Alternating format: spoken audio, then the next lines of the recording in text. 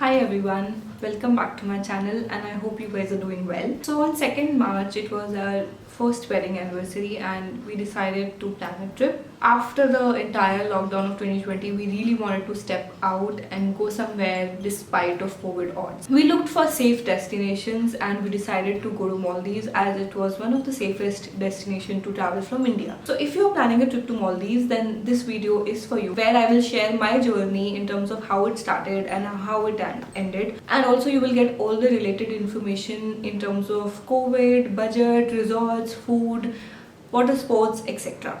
So without wasting any more time, let's get into the video. So the first thing which we will talk about is booking the resort. This is the most important part of the trip and maximum of your budget will go in this. So before really booking anything, you should have a budget in your mind that you know how much you are ready to spend. Basis that, you should go ahead and look at the properties in probably Agora and Make My Trip, and it will give you a fair idea of the rates, and also it will give you the pictures and how the resort will look and how the rooms or villas will be. So basis that, you can go ahead and get a quotation from agents, and you can contact Instagram or on Facebook and you can ask for their quotations and what all they are offering. With us, we followed the same process. We first decided on the budget and we were like, okay, we don't really want to spend after this, and that's where we started getting quotes from various agents and started to compare that what can be the best resort to book. So Maldives is a country which is made up of various small islands. Out of that, few islands are are taken up by private resorts and few are public islands. In COVID times, island hopping is not allowed, so you can book one resort and you will have to be there in that resort. You cannot really go to a different island. So the starting price of any resort is from 15k and it can go up to 7 to 8 lakhs per night depending upon your budget and your requirements. We booked something which was around 80k per night and we booked a property called Sansiang Uluvili. It was located in the south atoll of Maldives. So the entire island was taken up by this property, Uluvili. It was built in 7 to 8 kilometers of area, so we had a lot of things to explore. So the next point is, how do we understand what to book? So basically there are mainly two main categories which most of the resorts offer, is a beach villa and the other one is called water villa.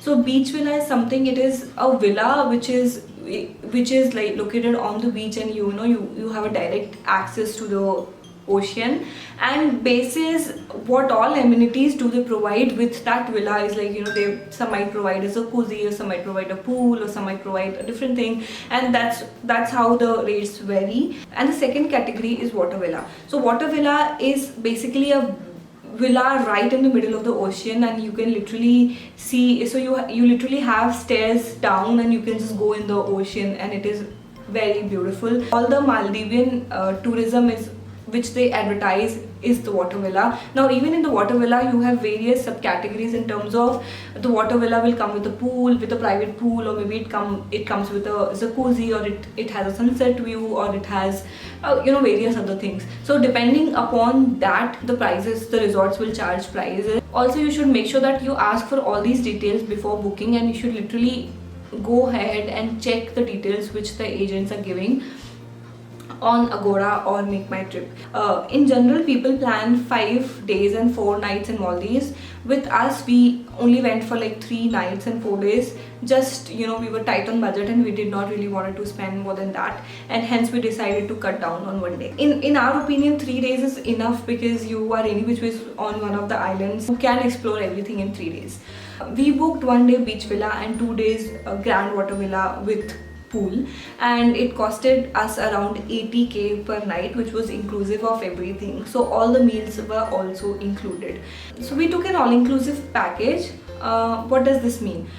All the private resorts in Maldives are very, very expensive in terms of food or any liquor or anything. So one bottle of water will cost you around minimum of $6, which is way too expensive, and hence it is always preferred to go with the packages which the private resorts offer. Usually all the resorts offer 3 kinds of packages. One is half boat, which will have your breakfast and dinner. Second is your full boat, which will have breakfast, lunch and dinner. And the third is all inclusive package, which will have everything, which will have all the meals and also the soft drinks, hard drinks, juices, everything is included in that. Plus they will also provide complimentary water sports. There's few other things in the package. So if you inform the resorts through your agent, or you yourself mail them that you are coming there to celebrate your anniversary or honeymoon or whatever, in that case any special occasion, they will probably provide you a complimentary beach dinner, which is really good. So which is all included in this package, where you don't have to pay anything extra apart from what you have paid. However, we ended up spending, due to recent requirements of India, we had to get the COVID test done. So we ended up spending $120 per person for the COVID test in total, which was around 18,000 rupees for two of us. And also we got a photo shoot done in the island, so it costed us around $175, which was around 13k rupees. So this was extra over and above. So the next thing which we will discuss is traveling to Maldives from India. So the most important thing is you have to have a negative PCR test before you go to Maldives. So the charges of the COVID test is around 850 to 1000 rupees. Depending upon which city you are in. All these islands are any which ways isolated, and mostly you will have one resort or maximum two resort in the entire island. So any which ways social distancing will be followed naturally. So we booked the Indigo flight from Mumbai to Malé, which was 3 hours, and everything was pretty safe in terms of airport and even in the flight. So the next thing which we will discuss is visa requirements. In Maldives, for Indians, the visa is on arrival, so we don't really have to worry about the visa beforehand. We just land there on the Malé airport and the visa is given. However, they will need certain documents, and the first thing which they will need is your passport details. Second is the return air tickets, then the bookings of the resort where you have booked and how many days you're staying and everything. So booking details is required. And the last thing which they need is IMUA form. IMUA form is nothing but is a basic form. Fill in basic details, and it is required by the Maldivian government. So I will leave a link to IMUA form in my description, and you can probably go ahead and check that out. So once you have shown all the documents and you have filled the IMUA form, you should actually fill it 24 hours before you reach Malé. So you will already have a filled IMUA form which you can show to the authorities, and they will grant you a visa on arrival. In terms of flight bookings, there are various flights available from many airports in India to Malé, and mostly the flight timings are 3 to 3.5 hours from the city you choose to travel. So we are based out of Pune, so we did not get any direct flights from Pune, so we had to travel to Mumbai by road, and then from Mumbai airport we took the flight. So it was like 3.5 hours direct flight to Malé. And similarly, while coming back, we took a flight back to Mumbai, and from there we took by road, we came to Pune.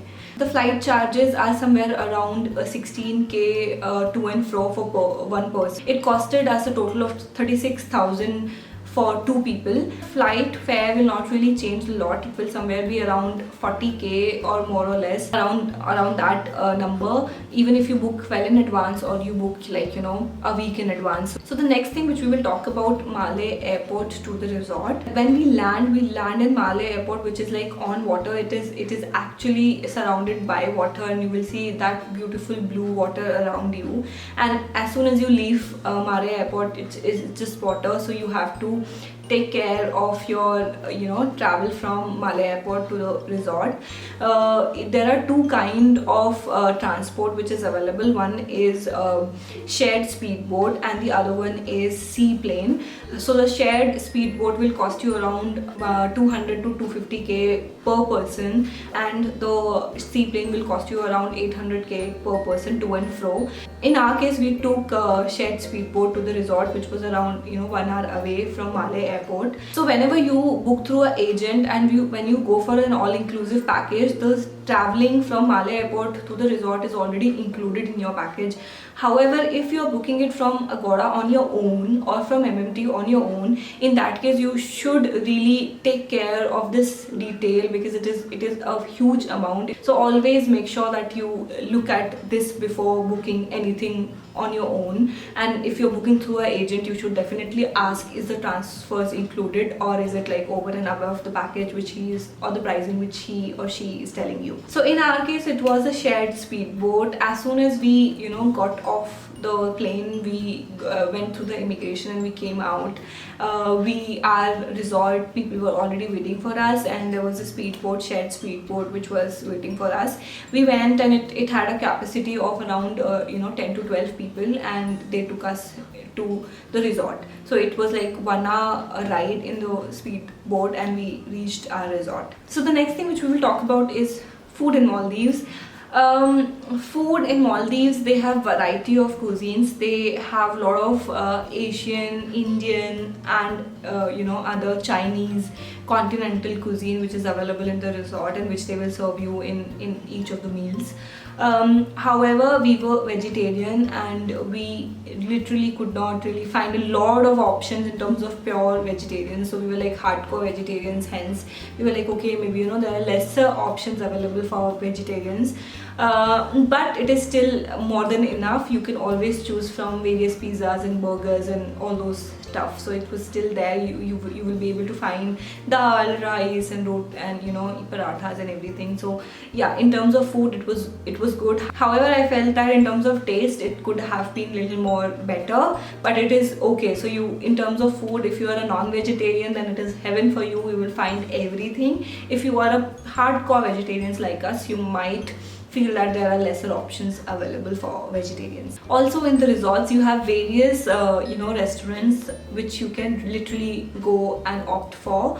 In this resort specifically, there was a Indian restaurant called Namaste, and there was also a restaurant called Malafai, wherein they will serve you continental and everything. More or less in every resort there will be like various restaurants available, and you can choose which restaurants you want to go. However, if it is an all-inclusive plan, in that case you will have to go to their specific restaurants, but in that also you might get options depending upon which property you are choosing.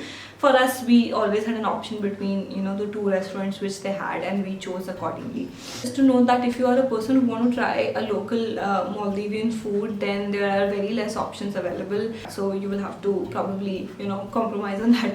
The next thing which we will talk about is water sports and water activities. So basically there are two kind of categories which are there. One is which is included in your package, and the other one is which is like not included in your package. So what is included in your package is something which is like non-motorized, like you can get snorkeling equipments, you can go for kayaking, you can go for stand-up boats, etc. And the other one is which is not included in your package, has all the motorized sports like jet ski, and they will take you to snorkeling or deep sea diving, etc., which comes with a charge. So they will actually charge somewhere around $150 to $200 per person, whatever you, depending upon the type which you are taking. For us, in the all-inclusive package, there was one excursion included. So we had an option between stargazing and a snorkeling session. We actually went for stargazing because the slots were full for snorkeling. So whenever you're booking all-inclusive package, and you know that the agent should be able to tell you that what is included in your package, and also when you reach the resort, the people in the resort will literally give you a detailed description of what is included in your package. Make sure that on the first day you go and book your excursions and everything, because if you don't book it, then you might not be able to do it in that 3 days or 4 days, because there are so many people coming and the slots are usually full. So make sure you book it and you go. Like for us, we really wanted to go for snorkeling, but we did not get a slot, and we did not have much option, and we had to choose stargazing. Stargazing is nothing but they will take you through a speedboat in the middle of the sea, and you just go on the terrace of the boat and you just see stars, beautiful sky. That is it, which we could do, and this was already included in our package, so we did not have to pay anything.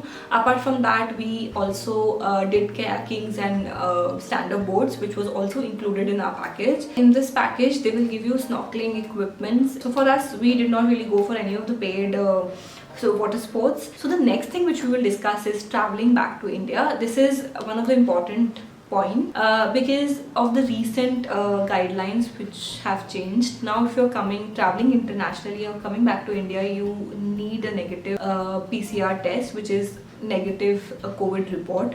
So in our case, we did our COVID test on the second day when we reached the resort, and it charged us $120 per person. So we paid 18,000 rupees for 2 of us, and we got the report in 24 hours, which we submitted to Indian government. In terms of, we filled the Air Suvidha form, which has to be filled 72 hours within the 72 hours from your boarding time. So we got the report and we filled the Air Suvidha form. Air Suvidha form is nothing but your basic details, and they will just take a declaration about your health, that how you're feeling and everything, and you have to attach the negative PCR test report there. Also, in terms of Maldivian government, they will ask you to fill IMUVA form on returning. Again, the IMUVA form will have the basic details, and you have to just attach your negative report there as well. And that is it in terms of documents. The resort will arrange your way back from the resort to Malé airport, depending upon which variant you've taken. They will transfer you back to the Malé airport, and from there you just have to follow the instruction and you go ahead with your flight. So when we reached Mumbai airport, we had already filled the Air Suvidha form, and that was checked everywhere, and it was pretty much fine. Nobody literally stopped us to get the COVID test done. We just came out. They just asked where you're going, which is your next destination, and we said we're going to Pune, and we came back to Pune.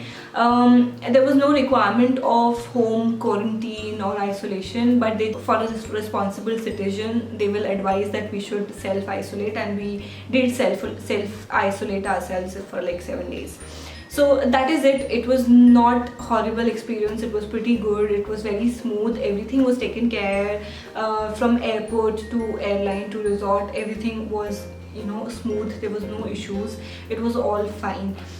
And that is it. We came back to India, and our total cost for this trip was around 270k, which included, then we paid around 36k for our flights, and we also paid 18k for COVID test, plus we did a photo shoot there, and we paid around 13,000 for the photo shoot, which was extra. So it ended up, and there were like few miscellaneous expenses. So that is it on the travel. Now I will discuss few important things which you should note before planning a trip to Maldives.